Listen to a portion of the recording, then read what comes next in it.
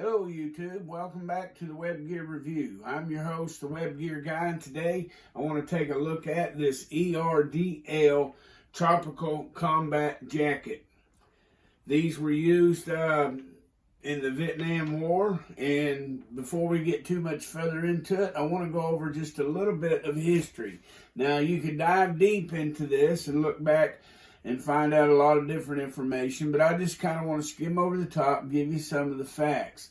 The facts are this type of camouflage was first introduced in 1948.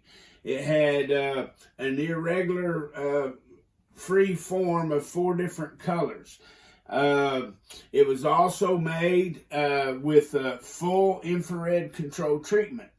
The first ones of these ERDL Camouflage Tropical coats were made in a brown dominant for the Central Highlands. This is a brown dominant. See this, it seems to have more brown in it than it does green. Now for the lowlands, they actually made a green dominant type of ERDL, which looks just like this. It just got a whole lot more green in it. Now, the logistics of the highlands and the lowlands and the 2 different type were really ridiculous, so they actually done away with that ideal and they just simply issued them out, whether you was in the highlands or the lowlands. The ERDL camouflage uniform was first made in cotton populin, and it was identical to the 3rd pattern tropical combat uniform. That is when this uniform with the camouflage started. If we'll go over in the video that I'm going to do of the OG 107 tropical combat jacket, there's actually, I believe, 5 different patterns. Well, this come into place on the 3rd pattern. So the design features of this jacket started, so there is a 3rd, a 4th, and a 5th pattern of the ERDL Tropical Combat Uniform.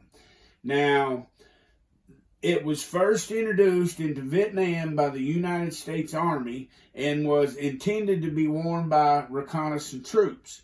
On 6 February 1967, over 18,000 of these sets of ERDL camouflage uniforms was requested for the Pathfinders, long-range reconnaissance patrol members, and scout and recon personnel. Now, the Army reclassified the ERDL camouflage uniform as standard issue for select units on 20 June of 1967, but none of them arrived till the December of that year.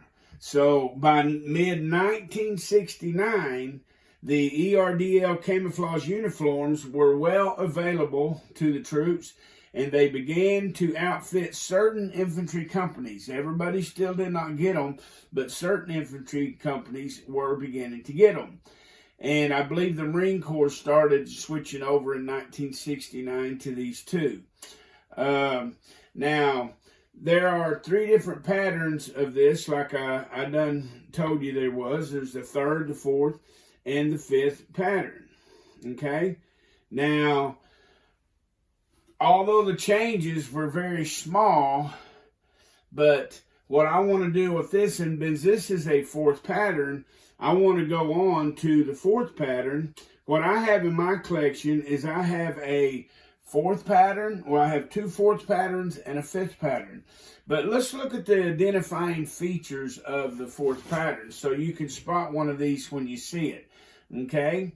Now, it was identical to the 4th pattern design of the OG 107, okay?